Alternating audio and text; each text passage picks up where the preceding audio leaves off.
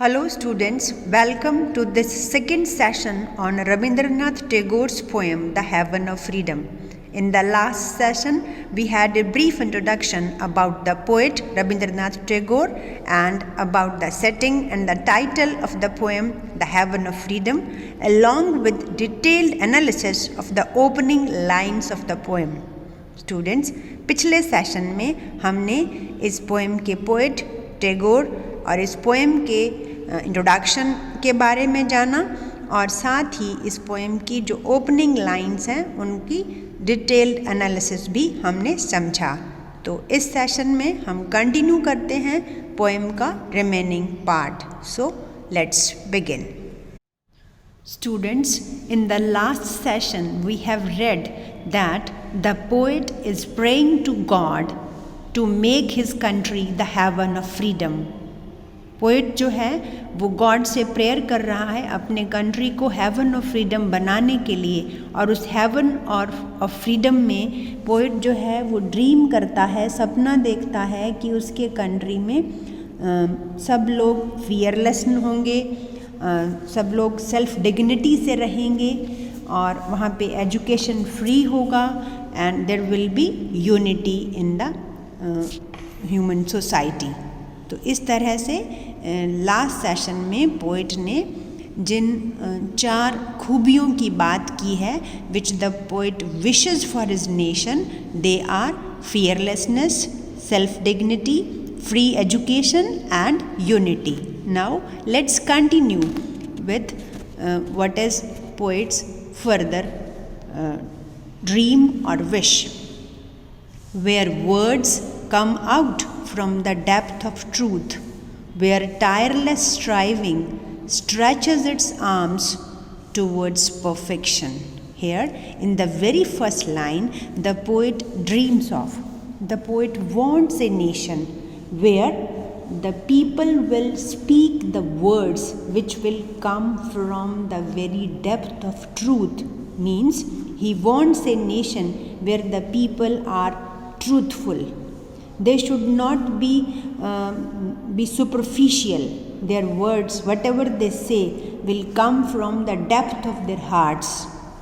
कहने का तात्पर्य है कि पोएट ये चाहता है कि उसका नेशन जब हेवन ऑफ फ्रीडम में बदलेगा तो उस हेवन ऑफ फ्रीडम में जो लोग होंगे वो बहुत ट्रूथफुल होंगे, वो जो भी बात कहेंगे वो उनके दिल की गहराई से निकलेगी, मतलब there will be truthfulness in the heaven of freedom. So this is the another quality or the another characteristic of heaven of freedom which the poet wishes for his nation, that is truthfulness. तो ये अगली खूबी है haven of freedom की जो poet अपने देश के लिए विश करता है, अपने देश के लिए जिसका सपना देखता है वो है ट्रूथफुलनेस, सच्चाई। What the poet says next? Where tireless striving stretches its arms towards perfection. यहाँ पे पोएट बात कर रहा है टायरलेस स्ट्राइविंग की। Students, tireless means without getting tired, बिना थके। Striving means hard work, struggle, to struggle hard. तो यहाँ पे वो बात कर रहा है टायरलेसली, कंटिन्यूअसली, बिना थके हार्ड वर्क करते रहना। And he dreams that in the heaven of freedom the people will be working continuously, people will be working hard continuously without getting tired. और वो लगातार काम किस लिए कर रहे होंगे?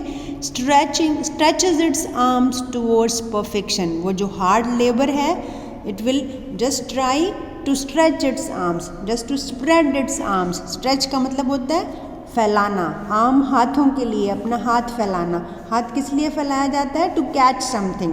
तो यहाँ पे जो इसका मीनिंग है इस पोएम में, स्ट्रेचिंग इट्स आर्म का मतलब सिर्फ हाथ फैलाने से नहीं है, यहाँ पे मतलब है टू कैच समथिंग। तो here he saying that the people will be working hard continuously to catch. What to catch? Perfection means they want to catch their goal and that goal is perfection. To be more simple, we can say that the poet wants everyone to work hard to achieve the goal and in the long run to reach perfection. The poet thinks that in the heaven of freedom his countrymen should not be tired of working. They should be continuously working without getting tired to reach their goal, and their goal is to be perfect in every field, in every sphere.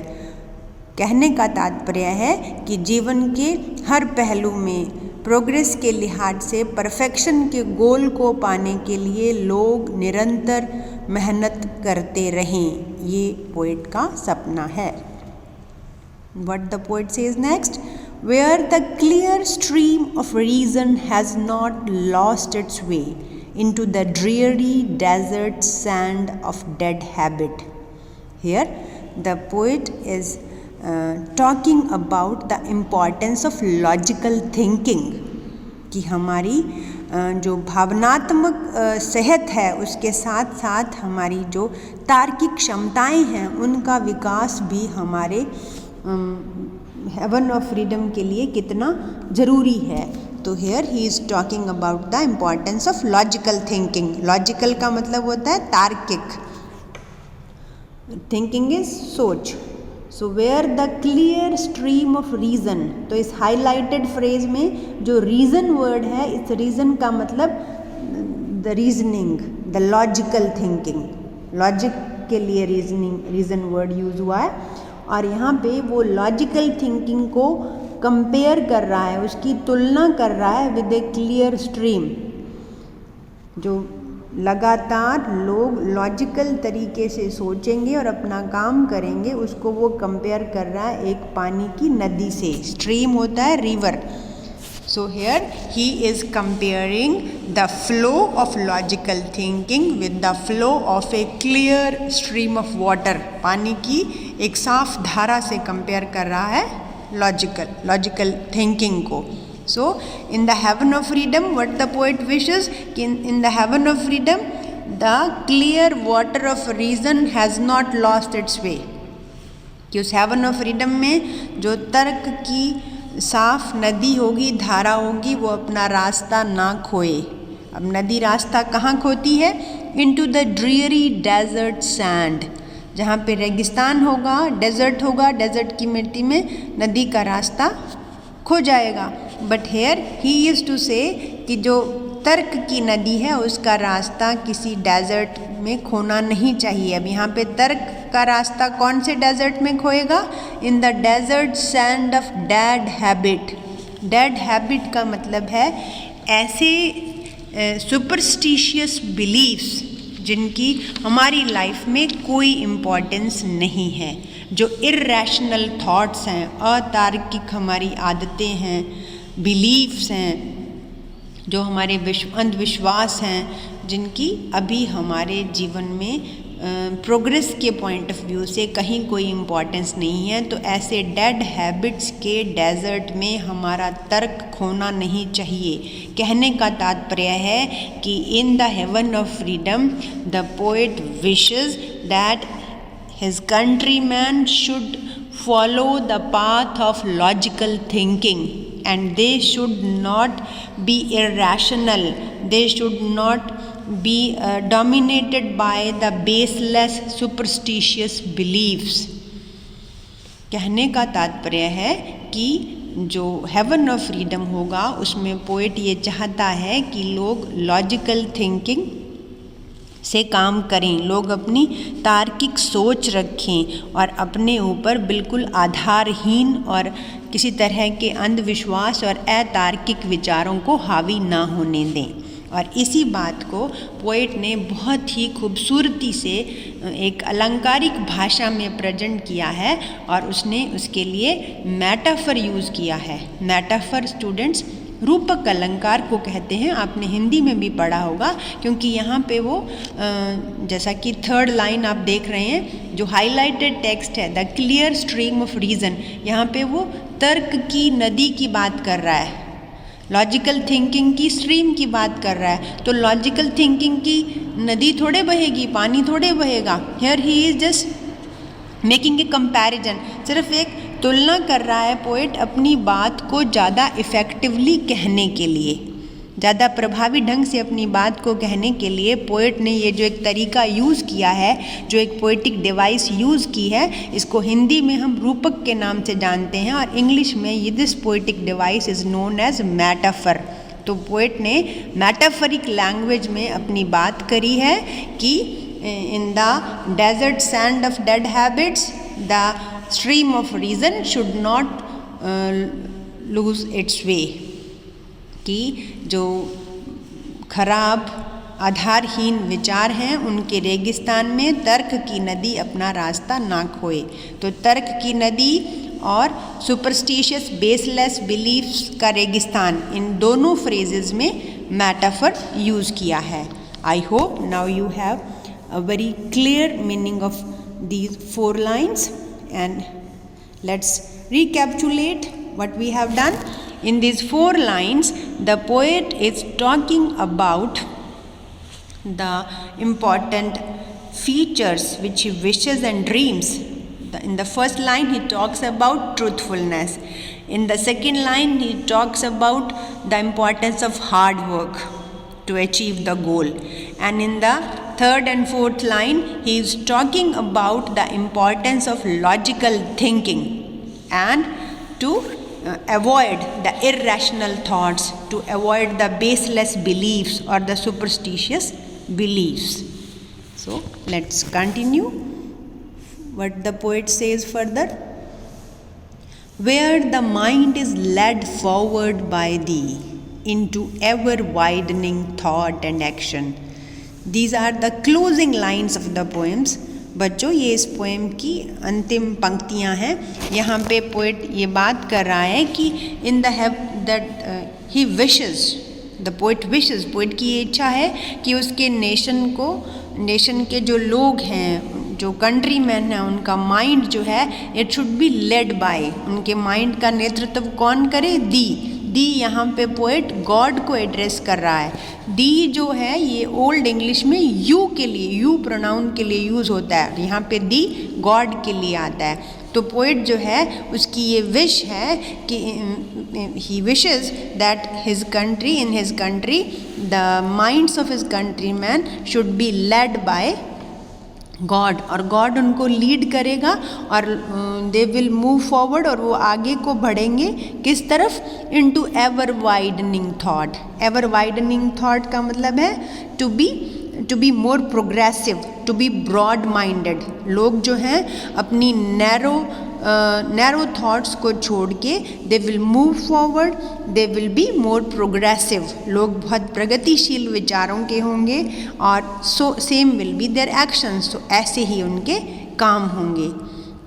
So here in these 2 lines the poet is talking about 2 things. First, faith in God, devotion towards God, that only God can lead the people towards being progressive, towards being broad-minded. And in this way, those very minds, his countrymen, they will be led by the God, और God कहाँ तक उनको लेके जाएंगे? Into that heaven of freedom. And with all these qualities, with fearlessness, with self-dignity, with free education, with unity, with logical thinking, with broad-minded attitude, his country will be changed into a heaven of freedom. That's what the poet wishes. यही poet की wish है, and he is praying to God, my father. Here the poet is addressing to God as my father.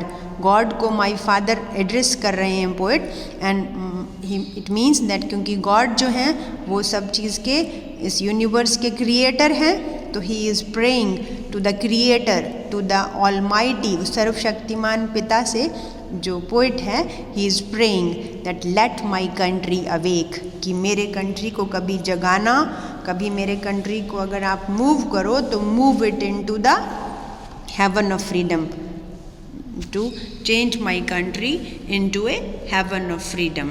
That is the wish, that is the prayer of the poet for his country during the pre independence times, आज़ादी से पहले के दिनों में इस poem में poet ने अपनी विशेस, अपने ड्रीम्स जो अपने नेशन के लिए हैं उनको एक्सप्रेस किया है. In brief we can say here the poet is praying to God to make his country a haven of freedom. संक्षेप में हम कह सकते हैं कि जो पोएट है वो गॉड से प्रेयर कर रहा है कि मेरे देश को हेवन ऑफ फ्रीडम में बदल दें, और उस हेवन ऑफ फ्रीडम में वो कुछ खास बातों की, उस खास कैरेक्टरिस्टिक्स की जिक्र करता है, और उसमें से जो चीज़ें हैं उनको हम नेम डाउन कर सकते हैं. वो फियरलेसनेस की बात करता है, सेल्फ डिग्निटी की बात करता है, फ्री एजुकेशन की बात होती है, यूनिटी की बात होती है, लॉजिकल थिंकिंग की बात होती है, देन ब्रॉड माइंडेड एटीट्यूड की बात होती है, और plus continuous hard work. So this is all in brief about the poet's wish और poet's prayer for his country. Thank you.